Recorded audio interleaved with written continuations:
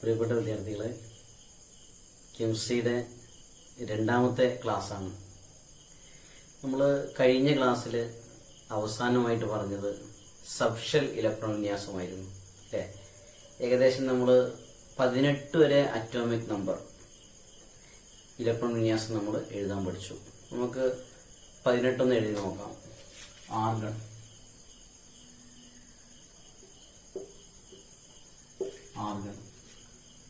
AR 18. Subshell electron വിന്യാസം, subshell electron വിന്യാസം വരുന്നത് 1s2, 2s2, 2p6, 3s2, 3p6 എന്നാണ്.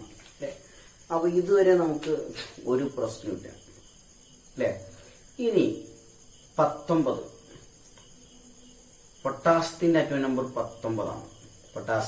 Potassium K, potassium atomic number 19. നമുക്കൊന്ന് എഴുതി നോക്കാം. 1s2, 2s2, 2p6, 3s2, 3p6. ഇനി നോക്കണം, 3p കഴിഞ്ഞാൽ ഇലക്ട്രോണുകൾ 3Dയിലേക്ക് പോകാതെ ഫോറസ് തൊട്ടടുത്ത 4ാമത്തെ ഷെല്ലിലുള്ള ഫോറസിലേക്കാണ് ഇലക്ട്രോണുകൾ പോകുന്നത്. മനസ്സിലാക്കണം, 3p കഴിഞ്ഞാൽ ഇലക്ട്രോണുകൾ ഫോറസിലേക്കാണ് പോകുന്നത്. ഓക്കെ. എന്താണ് ഇതിനുള്ള കാരണം? നോക്കൂ, ഈ ഇലക്ട്രോണുകൾ എപ്പോഴും പോകുന്നത് ഊർജം കുറവുള്ള ഭാഗത്തേക്കാണ്. ഏത് ഷെല്ല് അല്ലെങ്കിൽ സബ് ഷെല്ലിലാണ് ഊർജം കുറവുള്ളത് അങ്ങോട്ടായിരിക്കും ഇലക്ട്രോണുകൾ പോകുന്നത്.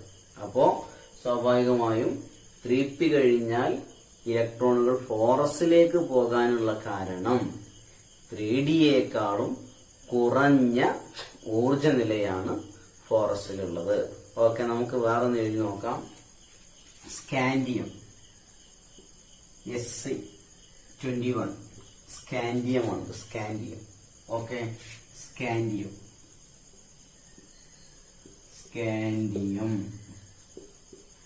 Atomic number 21. നോക്കൂ, scandium 1s2, 2s2, 2p6, 3s2,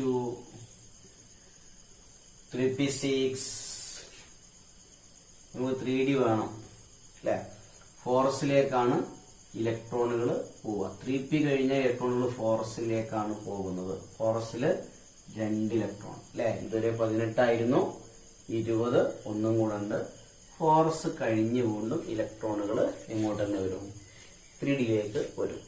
നമുക്ക് ഈ സബ്ഷൽ ഇലക്ട്രോൺ വിന്യാസത്തില് സബ്ഷെല്ലുകളിലെ ഊർജ്ജനില കൂടി വരുന്നത് മനസ്സിലാക്കാൻ ഒരു കാര്യം നമുക്ക് ചെയ്യാം. നോക്കൂ, 1s, 2s, 3s, 4s, 5s, 6s, 7s,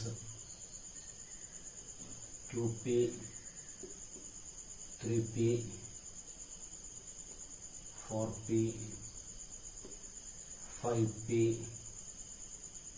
6p, 7p, 3D, 4D, 5D, 6D, 7D. അതുപോലെ 4f, 5f, 6f, 7f. നോക്കൂ, ഇങ്ങനെ നമ്മൾ ഓർഡറിൽ എഴുതാം. എന്നിട്ട് ആദ്യം ഇലക്ട്രോണുകൾ പോകുന്ന സബ്ഷെല്ല് നമുക്ക് കാണിക്കുക. ഇതാണ് ആദ്യം ഇലക്ട്രോണുകൾ പോകുന്ന സബ്ഷെല്ല്. ഏതാണത്? 1s. 1sലേക്കായിരിക്കും ഇലക്ട്രോണുകൾ ആദ്യം പോകുന്നത്. 1sലേക്കാണ് ഇലക്ട്രോണുകൾ ആദ്യം പോകുന്നത് അല്ലേ. ഇനി 1s കഴിഞ്ഞ ഇലക്ട്രോണുകൾ പോകുന്നത് എങ്ങോട്ടാ? 2sലേക്കാണ്. 2s കണ്ടോ? 2s അല്ലേ? 2s കഴിഞ്ഞ ഇലക്ട്രോൺ ഇതിങ്ങനെയാണ് കേട്ടോ. 2s കഴിഞ്ഞ ഇലക്ട്രോണുകൾ പോകുന്നത് എങ്ങോട്ടാണെന്ന് അറിയാം? 2pയിലേക്കാണ്. 2p 3s ഈ ഓർഡറിലാണ്. 2p അതുപോലെ 3s 3s കഴിഞ്ഞാൽ ഇലക്ട്രോണുകൾ പോകുന്നത് എങ്ങോട്ടാണെന്ന് അറിയോ? 3p 4s 3p 4s ഇതാണ് ഓർഡർ. 3p 4s. ഈ 4s കഴിഞ്ഞ ഇലക്ട്രോണുകൾ പോകുന്നത് എങ്ങോട്ടാണ്? 3dയിലേക്കാണ് പോവുക. 3d 4p 5s കണ്ടോ? 3d 4p 5s. 5s കഴിഞ്ഞ ഇലക്ട്രോണുകൾ പോകുന്നത് എങ്ങോട്ടാണ്? 4dയിലേക്കാണ് പോവുക. 4d 5p 6s അല്ലെ? 4d അതുപോലെ 5p 6s. ഓക്കെ, നമുക്ക് ഇത്രത്തോളൊന്നും ആവശ്യമില്ല കേട്ടോ. നമുക്ക് വേറെ ഒന്ന് എഴുതി നോക്കാം. മാംഗനീസ് അറ്റോമിക് നമ്പർ 25 ആണ്. മാംഗനീസ് 25 എങ്ങനെ എഴുതാം നമ്മൾ നോക്കാം. നോക്കൂ, ഫസ്റ്റ് 1sലേക്കാണ് എടുക്കൊണ്ട് പോവാ. 1s2 then 2s2 2p6 3s2 3p6 അല്ലെ? 18 ആയിപ്പോ. 3p6 3p കഴിഞ്ഞാൽ 4sലേക്കാണ് ഇലക്ട്രോണുകൾ പോവുക. പക്ഷെ നമുക്ക് നമ്മളെ ഓർഡർ പോലെ തന്നെ എഴുതാം. 3p കഴിഞ്ഞാൽ സബ്ഷെല്ലിലൂടെ 3d ആണ്. പക്ഷെ ഇലക്ട്രോണുകൾ പോകുന്നത് 4sലേക്കാണ് അല്ലെ? ഓർഡർ ഇങ്ങനെ തന്നെയാണ് എഴുതുന്നത്. അപ്പോ ഇലക്ട്രോൺ 3p കഴിഞ്ഞാൽ നേരെ 4sലേക്ക്. 4sൽ 2 എണ്ണം. ഇപ്പൊ എത്രയായി? ഇവിടെ 18 ആയിരുന്നു, 20. ഇനിയാണ് 4s കഴിഞ്ഞാണ് ബാക്കിയുള്ള 5 എണ്ണം 3dയിലേക്ക് പോവുക. ഓക്കെ, എഴുതുമ്പോൾ നമ്മൾ ഈ ഓർഡറിൽ തന്നെ എഴുതാൻ വേണ്ടി ശ്രമിക്കാം. പക്ഷെ ഇലക്ട്രോണുകൾ 3p കഴിഞ്ഞാൽ 4sലേക്ക് പോകും. കാരണം എന്താണെന്നറിയോ? ഇവിടെ ഊർജ്ജനില. ഇലക്ട്രോണുകൾ എപ്പോഴും കുറഞ്ഞ ഊർജ്ജ നിലയുള്ള സബ്ഷെല്ലിലേക്കാണ് പോവുക. ഇവിടെ നോക്കാം, ഏറ്റവും കുറഞ്ഞ ഊർജ്ജ നില 1s, പിന്നീട് 2s, പിന്നെ 2p, പിന്നെ 3s, പിന്നെ 3p. 3p കഴിഞ്ഞാൽ 3dയേക്കാളും കുറഞ്ഞ ഊർജമാണ് 4sലുള്ളത്. അതുകൊണ്ടാണ് 3p കഴിഞ്ഞാൽ ഇലക്ട്രോണുകൾ നേരെ 4sലേക്ക് ഒരൊറ്റ ചാട്ടാണ്. 4s നിറഞ്ഞിട്ട് പിന്നെ വീണ്ടാണ് 3dയിലേക്ക് വരിക. ഓക്കെ, അതാണ് ഇങ്ങനെ എഴുതുന്നത്. നമുക്കൊരൊറ്റ കൂടി എഴുതാം. സിങ്ക് അറ്റോമിക് നമ്പർ 30 ആണ്. സിങ്കിന്റെ അറ്റോമിക് നമ്പർ നോക്കൂ, എങ്ങനെ വരിക? 1s2 2s2 2p6 3s2 3p6 3p കഴിഞ്ഞു. 3p കഴിഞ്ഞാൽ അവിടെ തൊട്ടടുത്ത് 3d ഉണ്ട്. 3dയിലേക്ക് ഇലക്ട്രോണുകൾ പോവാതെ എങ്ങോട്ട് പോകും? 3p കഴിഞ്ഞാൽ 4sലേക്ക് പോകും. 4s2 ഇവിടെ ഇതുവരെ 18 ആണ്, 20. ഇനി ഡിയിൽ നമുക്ക് 10 എണ്ണം ഉൾക്കൊള്ളും. നമുക്ക് എത്ര എഴുതാനുണ്ട്? 10 എണ്ണം എഴുതാം.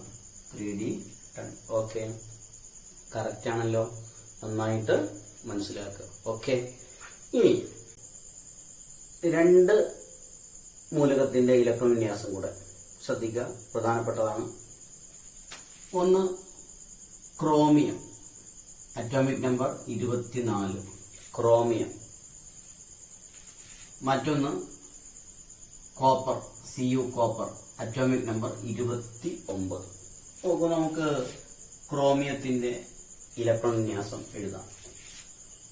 1s2 ഇപ്പൊ നിങ്ങൾ പഠിച്ചത് പ്രകാരം ക്രോമിയം വരുന്നത് 1s2 2s2 2p6 3s2 3p6 3d ഉണ്ട്. 4sല് 3p കഴിഞ്ഞാൽ 2 എണ്ണം പോകുന്നു, ബാക്കിയുള്ള 4 എണ്ണം ഇവിടെ. എന്നാൽ ഇത് തെറ്റാണ്. എന്താണ് കാര്യം എന്നറിയോ? ശ്രദ്ധിക്കുക, ഇതിന്റെ ശരിയായിട്ടുള്ള വിന്യാസം നമുക്ക് എഴുതാം. 1s2 2s2, 2p6, 3s2, 3p6, 3d ഉണ്ട്. 4sലേക്ക് 1 പോകുന്നത്. ബാക്കിയുള്ള 5 3dയിലാണ്. നോക്കൂ, എന്താണ് കാരണം എന്നറിയോ? ഈ 3D സബ്ഷെല്ലിന് ഒരു പ്രത്യേകത ഉണ്ട്. 3D നമുക്കറിയാം, ഡി സബ്ഷെല്ലിൽ പൂർണ്ണമായും നിറയാൻ 10 ഇലക്ട്രോണുകളും പകുതി നിറയാൻ 5 ഇലക്ട്രോണുകളുമാണ് ഉള്ളത് ഡി സബ്ഷെല്ലിൽ. അല്ലേ? ഇങ്ങനെ ഒരു മൂലകത്തിന്റെ സബ്ഷെല്ലുകൾ നിറഞ്ഞിരുന്നാൽ ആ മൂലകത്തിന് സ്ഥിരത ഉണ്ട്, അത് സ്റ്റേബിൾ ആണ്. അപ്പൊ ഈ കാരണം കൊണ്ടാണ് ക്രോമിയത്തിന്റെ ഇലക്ട്രോൺ വിന്യാസം എഴുതുമ്പോൾ ഈ 4s1 3d5 എന്ന് പറയുന്നത്. അപ്പൊ ഇത് തെറ്റാണ്, ശ്രദ്ധിക്കണം. അതുപോലെ കോപ്പർ നോക്കൂ, ശരിയായത് 1s2, 2s2, 2p6, 3s2, 3p6, 3d ഉണ്ട്. 4sലേക്കാണ് ആദ്യം പോവുക. 4s1 3d10. ശ്രദ്ധിക്കുക, ഈ ക്രോമിയം അതുപോലെ തന്നെ കോപ്പർ, ക്രോമിയത്തിന്റെയും കോപ്പറിന്റെയും ഇലക്ട്രോൺ വിന്യാസങ്ങൾ നന്നായിട്ട് സെപ്പറേറ്റ് ആയിട്ട് എഴുതി പഠിക്കണം. ഓക്കെ, തെറ്റരുത്. പരീക്ഷയ്ക്ക് എപ്പോഴും ചോദിക്കുന്ന ഒന്നാണ് ഇത്. ഒരു ബോക്സിലൊക്കെ ആക്കിയിട്ട് എഴുതി വെക്കുക. 4s1 3d10 കോപ്പറിന്റെ കേസിൽ, അതുപോലെ തന്നെ ക്രോമിയം ആണെന്നുണ്ടെങ്കിൽ 4s1 3d5. ഓക്കെ, അപ്പൊ ഇലക്ട്രോൺ വിന്യാസം നമ്മൾ ഏകദേശം എല്ലാം എഴുതി. ഓക്കെ, കറക്റ്റ് ആണല്ലോ? ഓക്കെ അല്ലേ? ഓക്കെ.